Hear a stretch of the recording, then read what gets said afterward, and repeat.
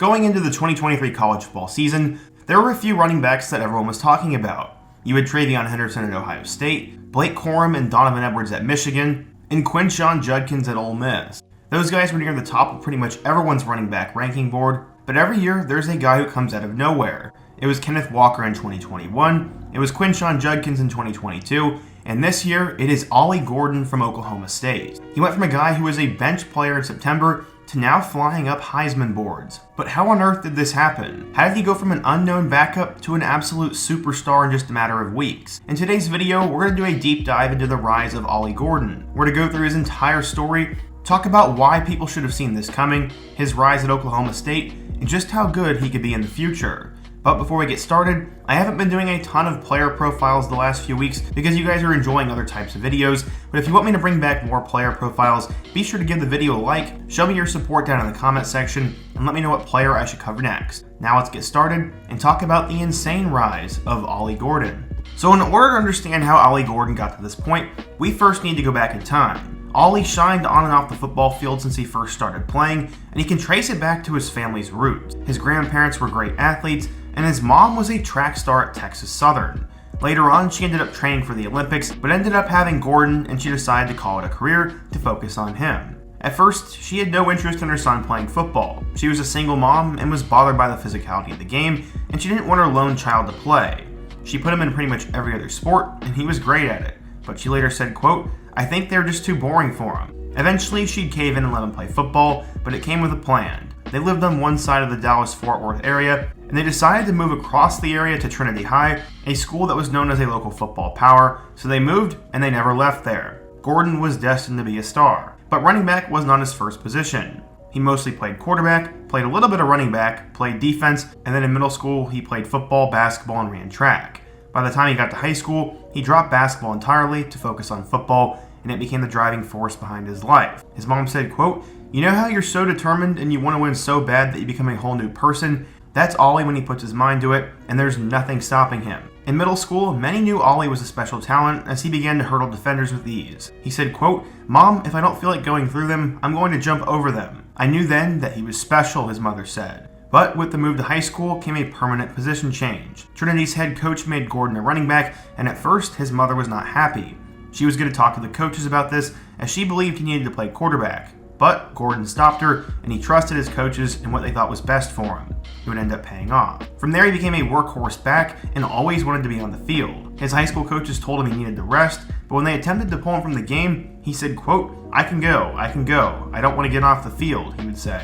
This would pay off as he would quickly become a star, and he burst out on the scene as a sophomore for Trinity, finishing the year with 83 carries for 679 yards and 11 touchdowns. At 6'1", he emerged on the recruiting trail late in his junior year, thanks to his workhorse efforts. Luckily, it wasn't all just work. His coach said, quote, "A lot of it is just genetics in his body, but a lot of it comes down to his work ethic too." He was a very desirable running back, and he would break out into the national scene in the Texas State playoffs against Allen High School.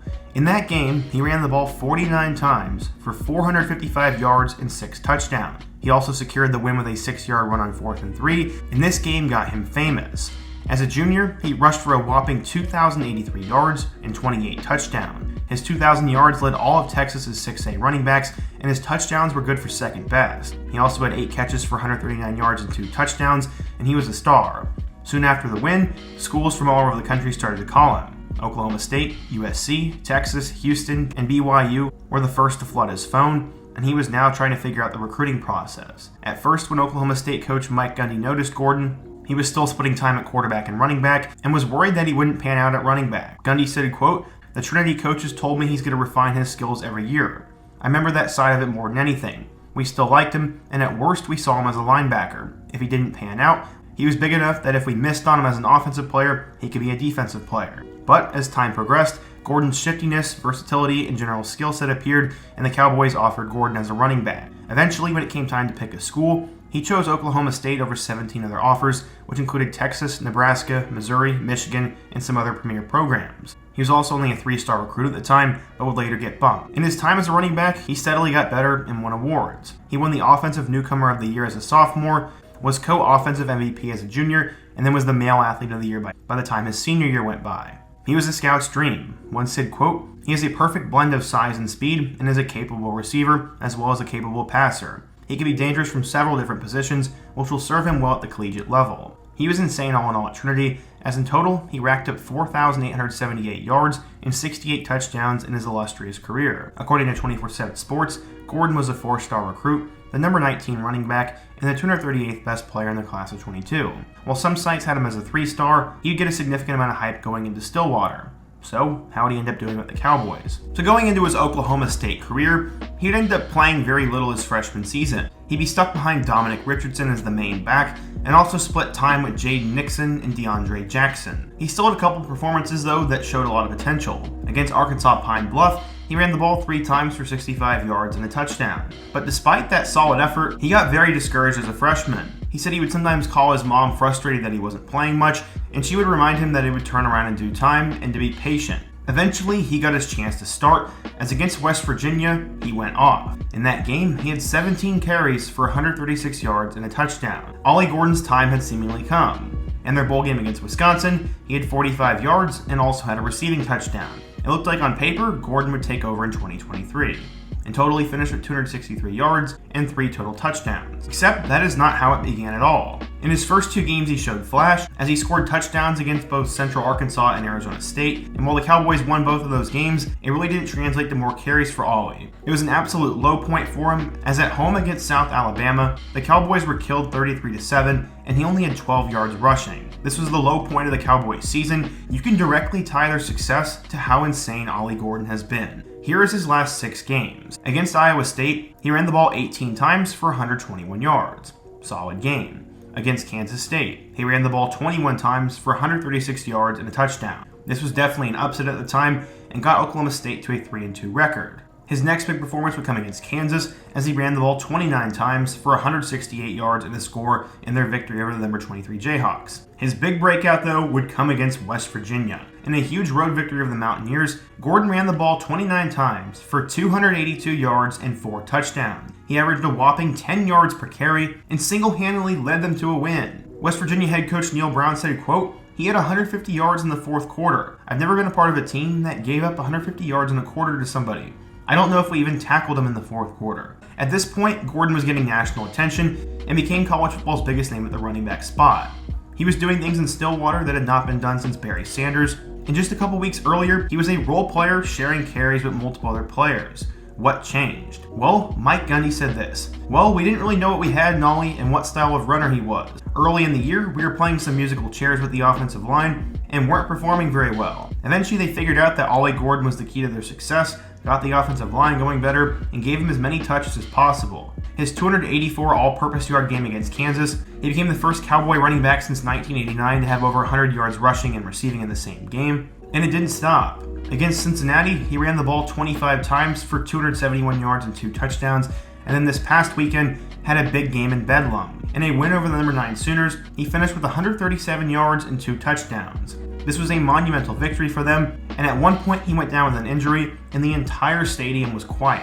With how well he's played in the last 6 games, he is now getting Heisman hype. Currently, he's sitting at that 4th or 5th spot for most analysts, and the main problem with him is that 1, running backs don't typically win the award, 2, Oklahoma State already has 2 losses, and 3, they don't have any big signature games left. That will definitely hold Ollie back, and I also don't know if he'll be able to keep it up at this pace, but he has been insane. He's had 6 straight games of at least 100 yards, and currently ranks top 6 in the NCAA in the following categories. He's 1st in rushing yards with over 1,200, is 5th in rushing touchdowns with 12, is number 6 in yards per carry with 7.4, 6th in total touchdowns at 13, and 3rd in all-purpose yards per game at 160. Keep in mind, he was very limited the first 3 games, and if he had continued this pace through the first 3 games, he'd be 1st in probably every single category. Gordon has a legitimate chance to finish number 1 in rushing yards, and if he continues at this pace, could even beat out Blake Corum in terms of total touchdowns. It's definitely going to be difficult, but it is possible. This weekend they go on the road to UCF, who has a terrible rush defense,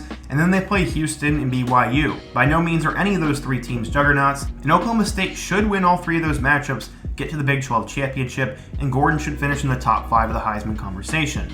Unless he does something truly out of this world, he won't win the award, but Oklahoma State is really going to want those 2 late September games back. The 1-score loss to Iowa State and blowout against South Alabama are tough, and if not, they could have been a college football playoff team this year. It's been crazy to see Alan Bowman save his career as well. There are two concerns though I have for Gordon. One, can he stay healthy? At some point with all these carries, I'm worried he could go down with an injury. And secondly, will he be poached by NIL? We saw a similar situation a couple years ago with Jordan Addison, as he was the top receiver in the country, but eventually left for USC to make more money and get more exposure. He ended up becoming a first-round pick, and what would stop Gordon from testing the portal and making more money, especially with how the running back position has changed in the NFL? I don't think he'll end up transferring, and he alluded this is where he wants to be. After the Kansas game, he said, quote, "Oklahoma State is RBU." The Cowboys have definitely had some big-time running backs, and I wouldn't necessarily go that far, but in the last few years, they've had Chris Carson, Justice Hill, Chuba Hubbard, and Jalen Warren. All four of those guys have done something in the NFL, and it looks like Gordon is the next one up. It's been truly crazy to see what he's done over the last few weeks, has a great story in high school, and right now is the frontrunner for the Newcomer of the Year award in college football. I hope you guys enjoyed today's video, and if you did, be sure to leave a like, let me know what player I should cover next, and your thoughts on him. Before you go, don't forget to also check out all my other videos on the end screen, including my video about how Kalen DeBoer rebuilt Washington football. I hope to see you guys again soon, but until next time, peace.